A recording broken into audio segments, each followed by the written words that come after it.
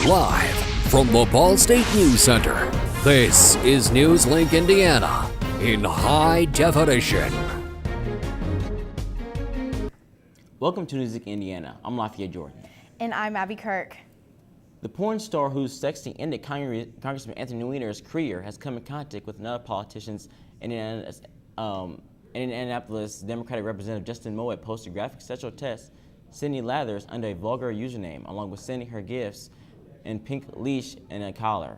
Moed apologized in a statement to the Indianapolis Star today, saying, "This is a private matter, and I asked to be threatened as such." Moed, according to this website, recently engaged, although he and his fiancée have both taken engagement posts off Facebook. Ball State announced this week that it created a helpline for the 80 employees that have become a victim to tax return frauds.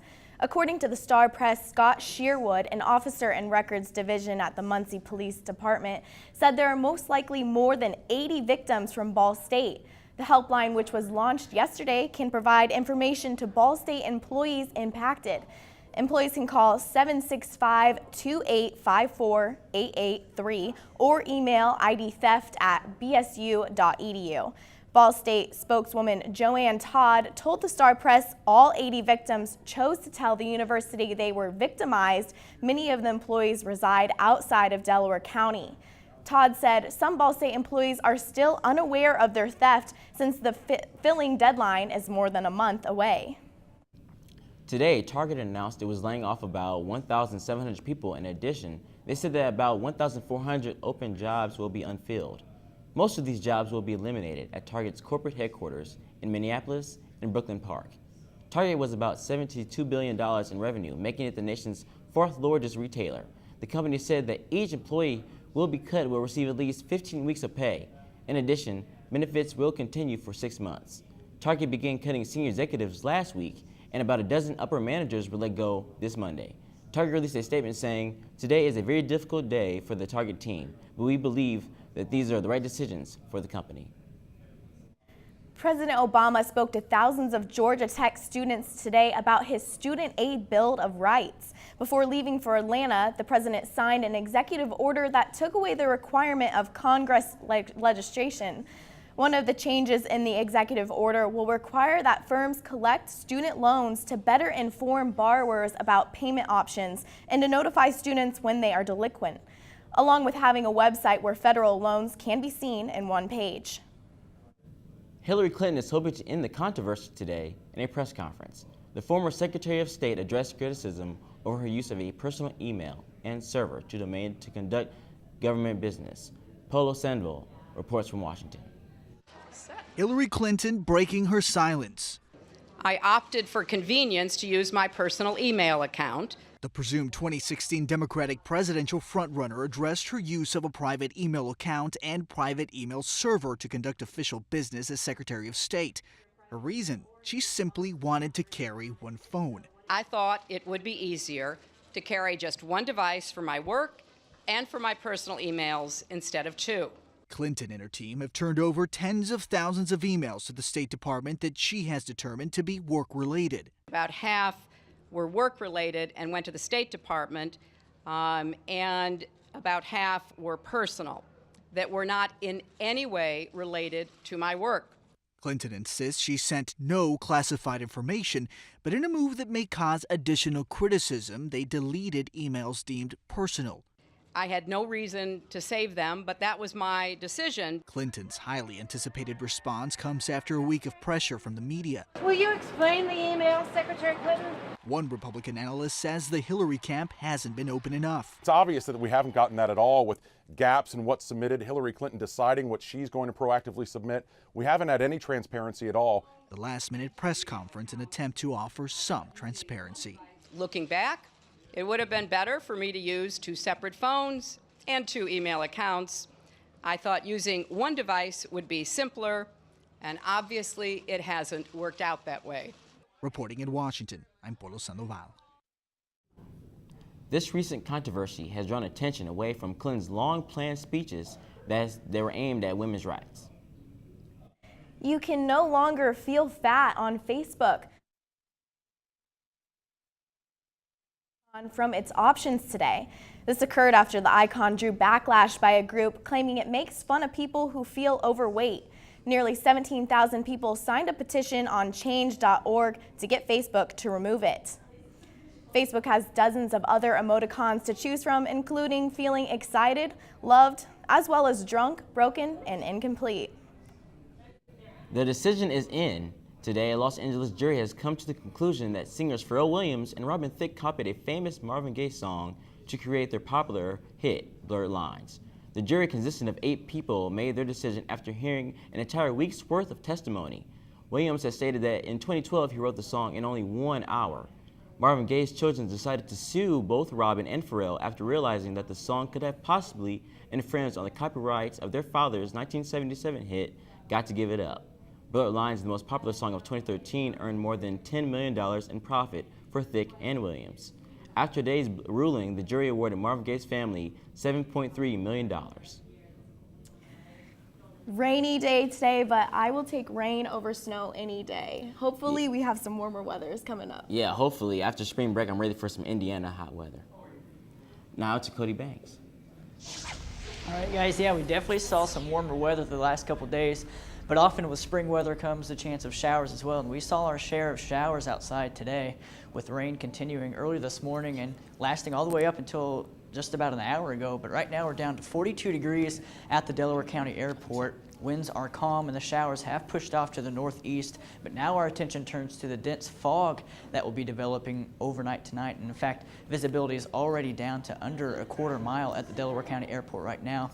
Coming up in my full forecast, I'll have details on a foggy morning commute tomorrow, as well as warmer air coming for the end of the week. And also for the end of the week, another chance of rain comes into the forecast. I'll have details on that and much more coming up in my full forecast later on in the news. Coming up, find more about the mysterious caves rolling up downtown Indy. And what Slate won SGA tonight. Stay tuned. Pretty much a good day for me would be people leaving their hands off of me. I'm always called names. Everywhere that I go, there's always someone calling me names, calling me gay. I've been choked, thrown up against a wall, punched. Nobody's ever tried to help me.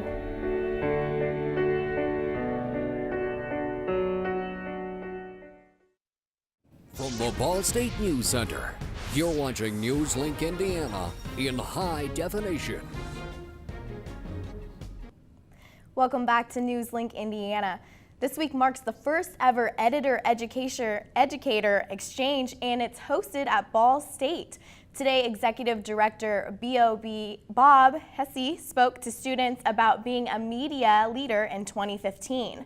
And I want you to be creative and work your beat the way you think you should work it, and design pages the way you should work it, and sell your photographer. Executive Editor Bob Hayes gave to his audience. Both Ms. Metzger and him are partnered to teach students of the ins and outs of media. Next Wednesday, the Unified Media official ribbon cutting and grand opening with President Ferguson. Young adult author Elliot Schaefer spoke at Ball State University this evening as part of the Maryland Corey Speaker Series. His talk centered on the boundary crossings and bee order lines, focusing on great apes and conservation in Africa. And I'm so grateful for the support of the English department and the Maryland Case Speaker Series, which allow us to welcome him this evening. So please join me in welcoming Elliot Schaefer. My name is Elliot Schaefer. I'm an author of novels for adults and young adults. The most recent ones are called Endangered and Threatened, and they're about endangered apes in Africa. It's turned out that probably my sweet spot is for 7th and 8th grade, and younger is a little bit, some of the themes, it's about wartime in Africa, so it's hard for them to sort of really understand what's going on. And then the actual majority of the readers who approach me are adults. So I think one thing that's true about young adult literature is that many adults are reading it. So it's not just for teenagers.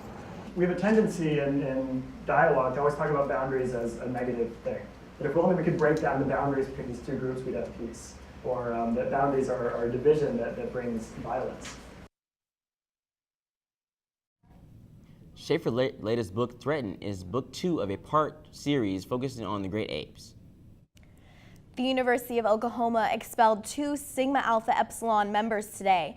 The members were expelled because they led a racist chant during a fraternity event. Some legal experts are saying that expelling them may have infringed on students' rights to free speech. University President David Boren justified the expulsions by saying that the chant created a hostile environment for other students. A media law professor at Oklahoma State University said that the situation is ironic since Boren is arguing the protection of rights for some students while infringing the First Amendment right for other students. Rapper Waka Flocka Flame said the video of the chanting is, quote, disgusting. For that reason, he canceled his upcoming performance at the university. This winter has made history, Cape Cod looking more than the Arctic than the rest of the East Coast. A brutal winter's worth of snow and ice is washing up on the beaches of Cape Cod in the form of giant, human-sized iceberg-like boulders. WBZ-TV chief meteorologist Eric Fisher says this could be a once-in-a-lifetime generation event due to large amounts of ice on Massachusetts Bay. Fortunately, the temperatures have been slowly rising this past week, and the boulders are already shrinking. And is warmer weather on its way? Your full weather forecast when we come back. The next 30 seconds can save you a lot of money. Just do your laundry in cold and stick to full loads. Auto-sleep your computers. Plug your gadgets in a power strip and switch it off when you're done. Headed out? Turn back your thermostat by 10 degrees. And drive sensibly. The more energy you save, the more money you save. Find other great tips at energysaver.gov. From the Ball State News Center, you're watching NewsLink Indiana in high definition. Hopefully some spring weather is here to stay. Yeah, today I saw by the bell tower, I thought I saw like a rose buddle, like, you know, growing up from the ground. I'm so excited for spring. Can't wait for it to get here. So excited. Putty, what's going on with the weather?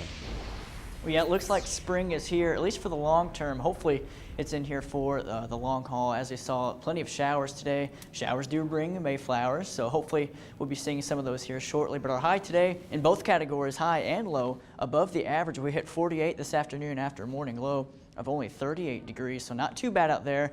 Of course, we did see some showers later on this afternoon. Here's a live look, though, on top of the Teachers College building, showing some damp roadways, and that's been the case much of today as we roll the clock back. Look at a time lapse from today. The rain was heavy at times as well, making it tough if you're a student commuting on foot outside. Roadways were still wet this afternoon and this evening, and current conditions out at the Delaware County Airport were at 42 degrees.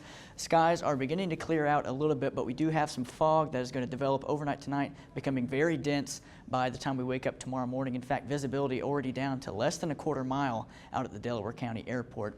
Other temperatures across the state, 45 right now down in Indy. It's also 45 in Bloomington and 44 in Terre Haute.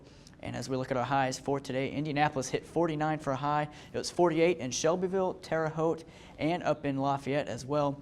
And 50 was the high today in Bloomington. We could see 50 degrees possibly tomorrow. If not tomorrow, definitely for Thursday and Friday. So some much warmer weather to look forward to after we get this rain out of the way. And our current radar right now showing maybe some spotty showers in our eastern counties, but for the most part we've cleared out. But again, fog will be developing later on tonight, creating low visibilities and potentially dangerous hazardous driving conditions tomorrow morning.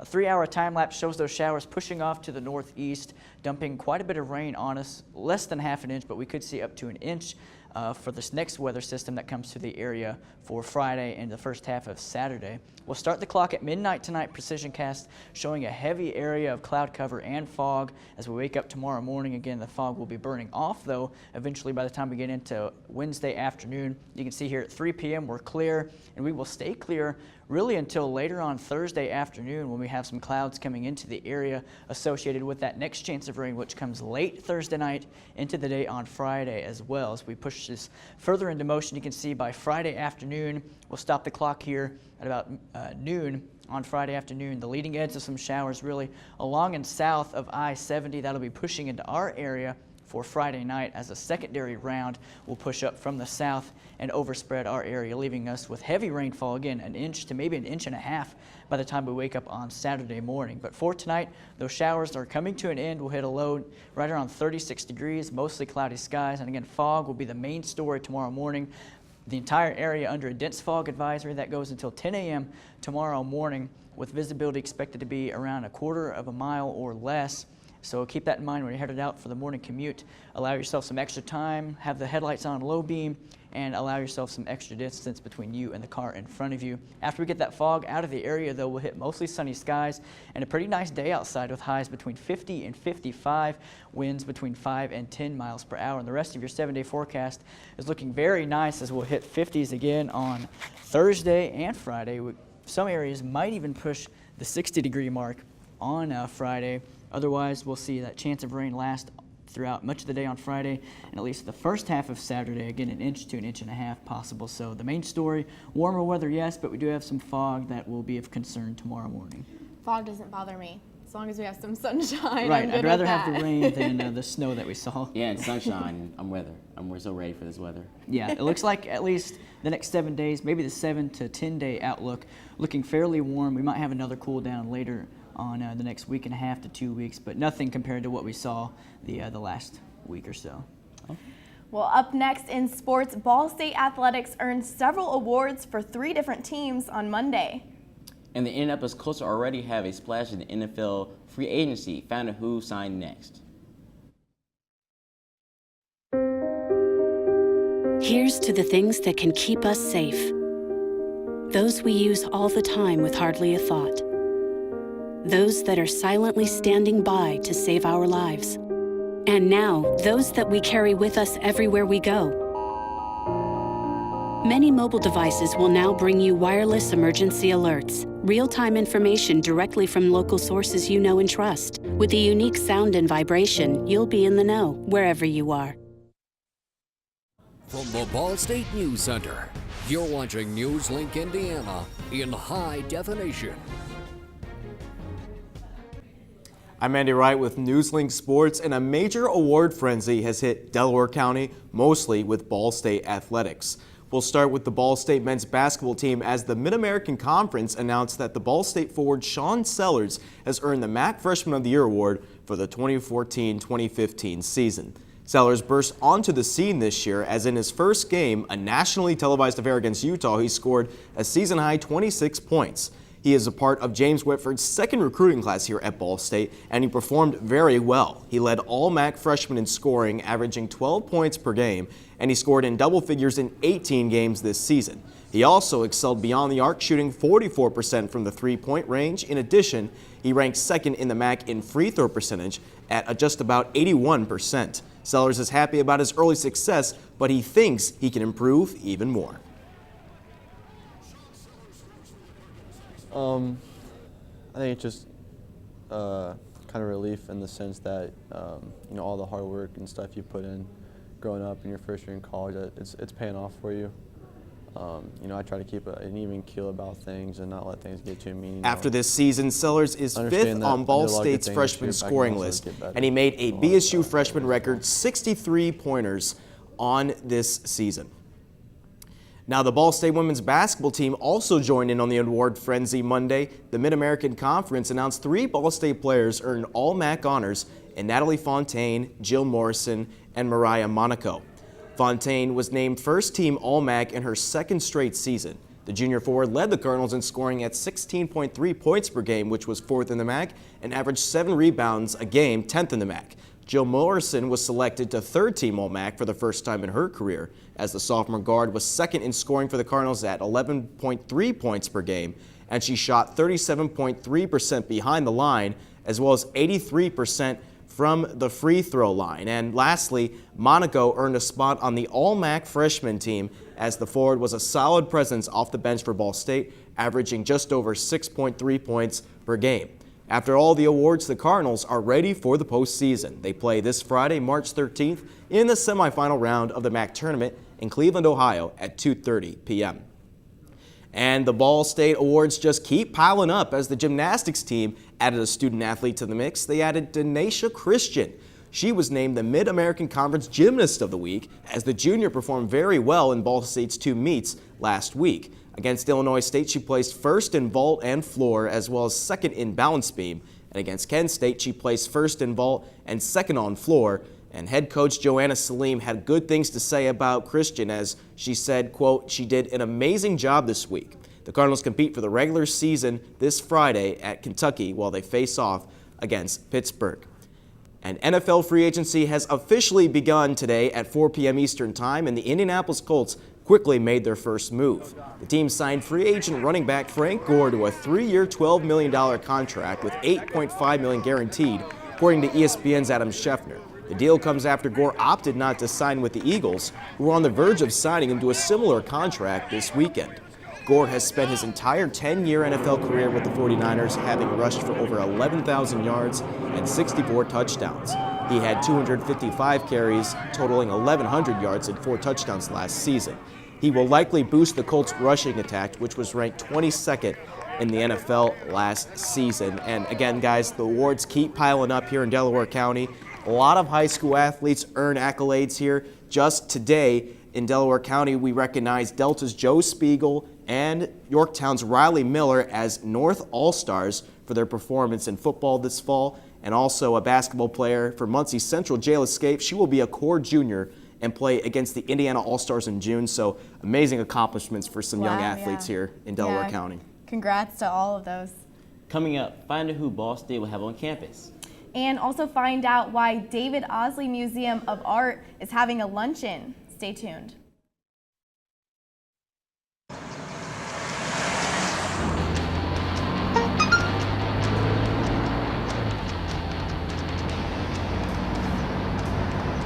The average text takes your eyes off the road for nearly 5 seconds.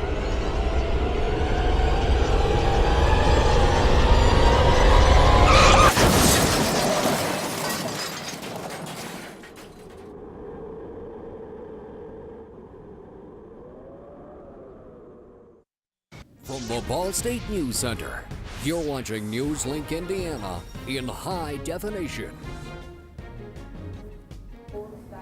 Welcome back to NewsLink Indiana. I'm Brittany Erman, and this is your entertainment news. The world-famous player of the gaita, Carlos Nunez, is coming to Ball State.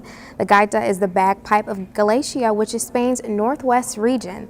The Los Angeles Times suggests, quote, "If it is possible to become a pop star playing traditional music on bagpipes, Nunez could definitely be that person." Nunez will be performing this Thursday, March 12th at 7:30 p.m. in Prius Hall. Tickets for students are $5 in advance, adults are $19 in advance, and $24 at the door. The David Osley Museum of Art will have an Alliance luncheon celebrating 200 years of Indiana art tomorrow at noon. The Indiana State Museum Curator of Fine Arts, Mark Rushman, will present a cultural legacy. This exhibition will feature works by Indiana artists from 1816 to 2015. The luncheon will be held in the Alumni Center, Meeting Room 1. And that's all for your entertainment news. I'm Brittany Erman. Back to you guys at the news desk. Well, with all this weather coming up, I'm just really excited for this warm weather outside. Yeah, so am I. We had a taste of it today. We'll get even warmer for the next couple of days. As you can see there, tomorrow a high between 50 and 55. Same case on Thursday and Friday, but unfortunately another chance of rain arrives for the beginning of Friday and Saturday as well. Well, that's all for tonight for NewsLink Indiana. Be sure to watch tomorrow night at 9 p.m. right here on Cardinal Vision. Be sure to like us on Facebook and follow us on Twitter. Have a good night.